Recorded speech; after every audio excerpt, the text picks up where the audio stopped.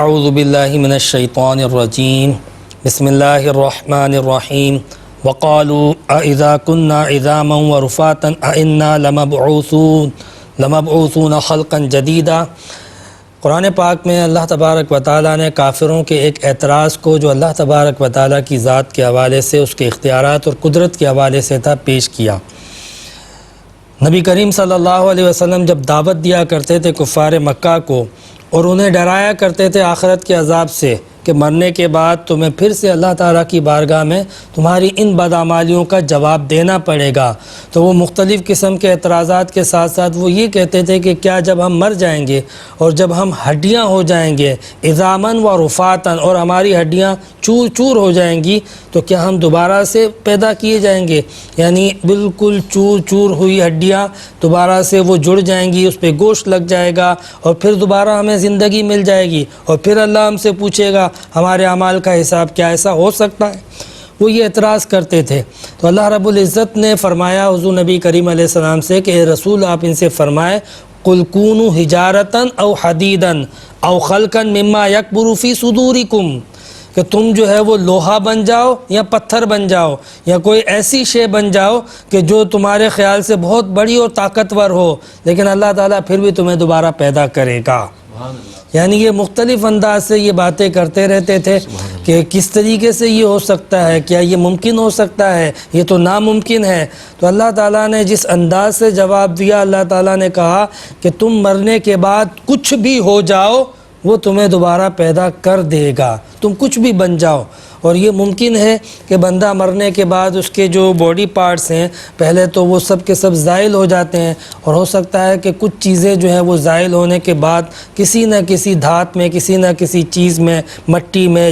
اس کی جنس میں مبتلا ہو جائے اور اس کے ساتھ مل جائیں اور اسی میں شریک ہو جائیں، یہ ممکن ہے۔ لہٰذا اللہ تعالیٰ نے فرمایا کہ تم کچھ بھی بن جاؤ، مرنے کے بعد تمہاری ہڈیاں جس دھات سے مل جائیں، جس شے سے مل جائیں، جس کی جنس میں داخل ہو جائیں، اللہ تعالیٰ ان میں سے تمہارے انگریڈینٹس کو علیحدہ کرے گا، پھر سے تمہیں پیدا کرے گا۔ اس لیے پیدا کرے گا کہ فَسَيَقُولُونَ مَن يَعِيدُنَا مَن يُعِيدُنَا، وہ کہیں گے کہ ہمیں کون دوبارہ لوٹائے گا؟ تو اللہ رب العزت نے جواب دیا الَّذِي فَطَرَكُمْ أَوَّلَ مَرَّةٍ، اے محبوب آپ فرما دیجئے قُلِ الَّذِي، کہ جس نے تمہیں پہلی بار پیدا کیا تھا، یعنی جب تم موجود نہیں تھے، تم معدوم تھے، جب تمہارا وجود نہیں تھا، تم عدم میں تھے، جب تم لا شے تھے تو تمہیں اس نے شے بنایا، جب تمہارا کوئی جز کوئی پارٹ نہیں تھا، ابھی تو پھر بھی تم کہتے ہو کہ ہماری ہڈیاں ہوں گی۔ آج سائنس ثابت کرتی ہے کہ ڈی این اے جو ہے وہ جمع کیا جائے اور اس سے کوئی نہ کوئی چیز جو ہے وہ ہم دوبارہ سے ریبلڈ کر سکتے ہیں، دوبارہ سے اس کو دوبارہ تعمیر کر سکتے ہیں، اس سے دوبارہ وہ چیز ڈی این اے کے ذریعے جو ہے وہ ہم اس کی تفصیلات حاصل کر سکتے ہیں، اس کے خواص معلوم کر سکتے ہیں۔ تو اللہ تعالیٰ نے تو جب کسی کا کوئی ڈی این اے نہیں تھا، جب کوئی وجود نہیں تھا، کوئی ذرہ نہیں تھا، جب تم کچھ بھی نہ تھے، معدوم تھے، تو اس نے تمہیں موجود کیا ہے۔ فطرہ کا معنی ہی یہی ہوتا ہے کہ بے نمونہ کسی چیز کو پیدا کرنا۔ فطرہ اور بدیع کا معنی ہوتا ہے، بدیع السماوات والارض کس کی ذات ہے؟ اللہ تعالیٰ کی ذات ہے۔ یعنی بدیع ان کا مطلب یہ ہوتا ہے وہ چیز جو موجود نہ ہو اور اس کو موجود کرنا، تو اللہ تعالیٰ کی ذات وہ ہے۔ تو اللہ رب العزت ضرور مرنے کے بعد زندہ کرے گا۔ پھر اس کے بعد اللہ رب العزت نے فرمایا وَمَا جَعَلْنَا الرُّؤْيَا الَّتِي أَرَيْنَاكَ إِلَّا فِتْنَةً لِلنَّاسِ وَالشَّجَرَةَ الْمَلْعُونَةَ فِي الْقُرْآنِ۔ دو چیزوں کا یہاں پہ ذکر کیا اللہ رب العزت نے۔ ایک جو ہے وہ رویت جو نبی کریم علیہ السلام کو کروائی گئی تھی معراج، شجرہ ملعونہ کا جو قرآن میں ذکر ہے، یہ دونوں چیزیں اللہ رب العزت نے فرمایا کہ تمہارے لیے ایک آزمائش بن چکی ہیں، کیونکہ نبی کریم علیہ السلام کو جو ہم نے اتنے قلیل وقت میں اتنا طویل سفر طے کرا دیا اور اپنی نشانیاں بتا دی، تمہیں یقین آ ہی نہیں سکتا۔ لیکن جب تصدیق کرنے کے لیے کفار نبی کریم علیہ السلام کے پاس گئے اور وہ جو زمینی جتنے مشاہدات کفار کے سامنے موجود تھے انہوں نے اس کے بارے میں سوالات کیے، تو حضور علیہ السلام نے سب کے صحیح جواب دے دیے۔ ایک ایک چیز، راستے کے مسافر کے بارے میں بھی پوچھا، بیت اللہ کے وہاں کے بیت المقدس کی مسجد کے بارے میں، کھڑکیوں کے بارے میں، در و دیوار کے بارے میں، احوال کے بارے میں، اطراف کے بارے میں، ایک ایک چیز کے بارے میں پوچھا، نبی کریم علیہ السلام نے سب کچھ ٹھیک ٹھیک بتا دیا۔ یہ ان کے لیے حیران کن تھا کہ کیسے بتا دیا، جبکہ حضور نبی کریم علیہ السلام اس سے پہلے کبھی نہیں گئے ہیں، اور آج دعویٰ کر رہے ہیں کہ میں رات کے قلیل وقت کے اندر اتنا طویل سفر طے کر کے آیا، یہ کیسے ممکن ہے؟ کفار کے لیے بڑی آزمائش تھی، لیکن اللہ رب العزت نے یہ چیزیں اس لیے ذکر کی کہ شاید ان چیزوں کی وجہ سے تمہیں عقل آ جائے کہ واقعی یہ ہستی، یہ محمد، یہ پیغمبر جو کچھ بھی کرتے ہیں اللہ کے ارادے سے اور حکم سے کرتے ہیں، کیونکہ یہ اللہ کے نمائندے ہیں، اس لیے یہ جو پیغام بھی دے رہے ہیں تم لوگوں کو ہدایت کے لیے، وہ تمہاری ہدایت اور کامیابی کا ہی سبب ہے، وہ اللہ کی طرف سے ہے۔ اس لیے تو انہوں نے اس نتیجے کو اخذ کرنے کے بجائے غلط نتیجہ اخذ کیا۔ اسی طرح ایک اور غلط نتیجہ اخذ کیا انہوں نے شجرہ ملعونہ کے بارے میں، کہ اللہ رب العزت نے قرآن میں ایک درخت کے بارے میں ذکر کیا، تھور کا درخت تھا۔ اس درخت کا اللہ رب العزت نے فرمایا کہ وہ جہنمیوں کے لیے غذا ہوگا۔ یہ تھور کا جو درخت ہوگا جہنم کے بالکل تہ میں لگا ہوا ہوگا، اور اس کی جڑیں جہنم میں چاروں طرف پھیلی ہوئی ہوں گی، اور جہنمیوں کو کھانے کے لیے وہ درخت دیا جائے گا۔ تو اس پر ان لوگوں نے یہ اعتراض کیا کہ جہنم تو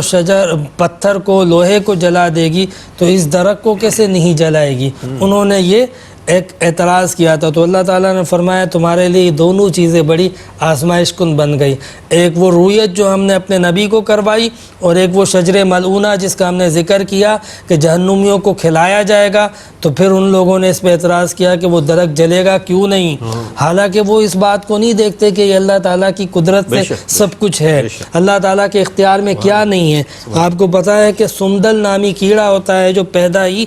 آگ میں ہوتا ہے، اور اسے آگ نہیں جلاتی ہے، اور باقاعدہ جو ہے وہ اس کیڑے کی جو ہے کھالیں بنائی جاتی تھی،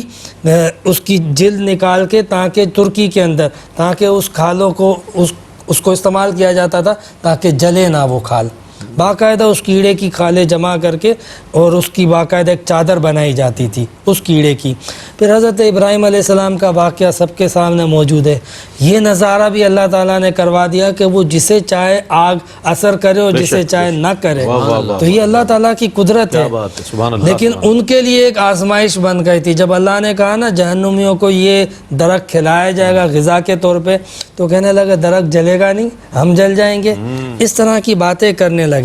بہرحال یہ کافرانہ انداز ہوتا ہے کہ جب ڈرایا جائے، سمجھایا جائے، تو بجائے اس چیز سے کہ جس چیز سے آپ کو محتاط کیا جا رہا ہے، محتاط ہونے کے بجائے جہالت کا مظاہرہ کرو۔ پھر اس کے بعد اللہ رب العزت نے ایک اور بات بیان فرمائی، اقیم الصلاۃ لدلوک الشمس الی غسق اللیل وقرآن الفجر ان قرآن الفجر کان مشہودا۔ نمازوں کا حکم دیا کہ اپنی نمازوں کو قائم کرو، اقیم الصلاۃ، اور پھر آگے اس کے اوقات بتائے، لدلوک الشمس الی غسق اللیل، سورج ڈھلنے سے لے کے سورج غروب ہونے کے بعد تک، غسق اللیل یعنی جب رات ہو جائے، رات کی تہائی تک۔ تو اگر ہم اس دوران میں دیکھتے ہیں تو ظہر، عصر، مغرب، عشاء 4 نمازیں آ جاتی ہیں، تو ان 4 نمازوں کا یہاں پہ ذکر کیا گیا، اور پھر 5ویں نماز کا کہا کہ وقرآن الفجر ان قرآن الفجر کان مشہودا، 5ویں نماز فجر کی رہ گئی تھی، اس کا ذکر کیا، اور ساتھ میں یہ بھی بتایا کہ فجر کی نماز میں جو قرآن پڑھا جاتا ہے، یہ قرآن جو ہے وہ بہت زیادہ اجر و ثواب کا باعث ہوتا ہے۔ اس کی وجہ یہ ہوتی ہے کہ جو فرشتے ڈیوٹیز دیتے ہیں ہمارے یہاں پہ، جو کرامن کاتبین ہوتے ہیں، لکھنے والے، یہ دن میں الگ ہوتے ہیں، رات میں الگ ہوتے ہیں۔ اچھا، جب دن والوں کی ڈیوٹی پوری ہوتی ہے صبح کو، رات والوں کی، تو وہ جانے سے پہلے فجر کی نماز پڑھ کے پھر جاتے ہیں، اور رات والے جو دن والے جو ہیں وہ آ چکے ہوتے ہیں۔ تو گویا فجر کے وقت جو کاتبین ہوتے ہیں، رات والے بھی موجود ہوتے ہیں، دن والے بھی موجود ہوتے ہیں۔ تو گویا اس وقت آپ فجر کی نماز پڑھیں یا اس وقت کوئی اہم عبادت کریں، مثلا قرآن پاک کی تلاوت کریں، تو یہ چاروں کے چاروں فرشتے اس وقت موجود ہوتے ہیں، لکھ رہے ہوتے ہیں۔ رات والے فجر پڑھ کے جاتے ہیں، اور دن والے جو ہے وہ آ چکے ہوتے ہیں فجر میں، تو اس لیے اس پر زور دیا گیا۔ دوسری اس میں ایک بڑی اہم بات یہ ہے کہ صبح فجر میں قرآن پڑھنا ظاہر سی بات ہے کہ جب دن کا آغاز کلام پاک سے ہو، اللہ تبارک و تعالیٰ کے بابرکت کلام سے ہو، تو اس کی پھر فضیلتیں، اس کی رحمتیں جو ہے انسان کی پوری زندگی پر حاوی ہو جاتی ہیں۔ تو اس کا ذکر کیا کہ قرآن پاک کو صبح سویرے پڑھنا بڑا فائدہ مند ہے۔ پھر فرمایا وَمِنَ اللَّيْلِ فَتَہَجَّدْ بِهِ نَافِلَةً لَكَ، اور ایک اور بات ذکر کی، جہاں 5 نمازوں کا ذکر کیا، ان 5 نمازوں کے بعد جو سب سے اہم نماز تھی وہ تھی تہجد کی نماز۔ ہے تو وہ نفل، لیکن حضور نبی کریم علیہ السلام کو یہاں پہ حکم دیا جا رہا ہے کہ آپ اس نماز کو پڑھیں۔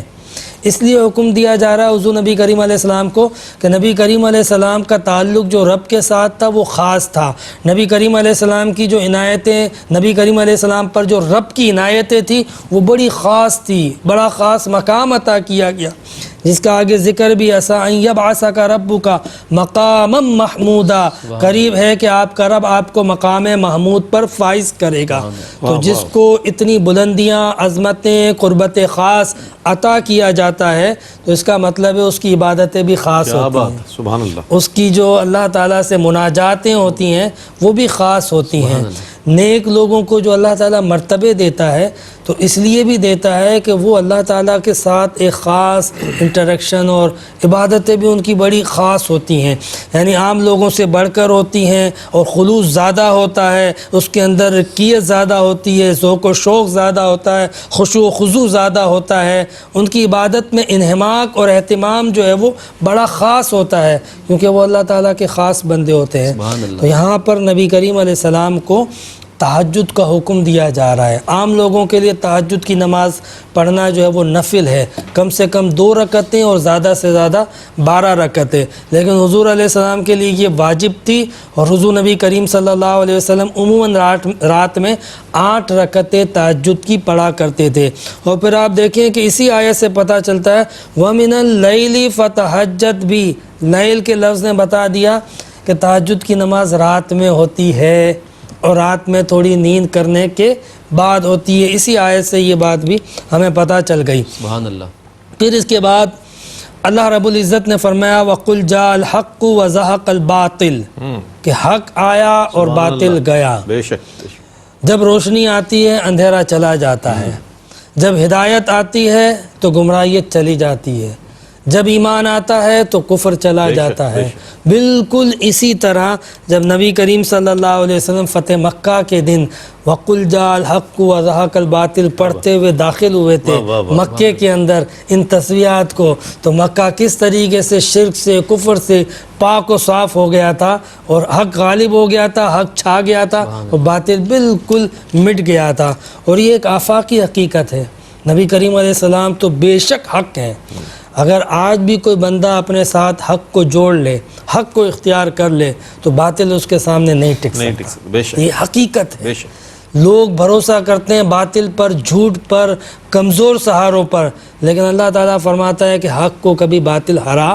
نہیں سکتا ہے۔ حق اہل حق اگر کمزور پڑ جائیں اور اہل حق کے اندر کوئی کمی آ جائے پھر الگ بات ہے، لیکن اگر اہل حق اپنے حق پر قائم ہو، انتم الاعلون ان کنتم مؤمنین، تم ہی غالب رہو گے اگر تمہارے اندر ایمان کامل رہے گا تو۔ یہ بات اللہ رب العزت نے یہاں پر مزید فرمائی ہے ان الباطل کان زہوقا، کہ باطل تو ہے ہی مٹنے کے لیے،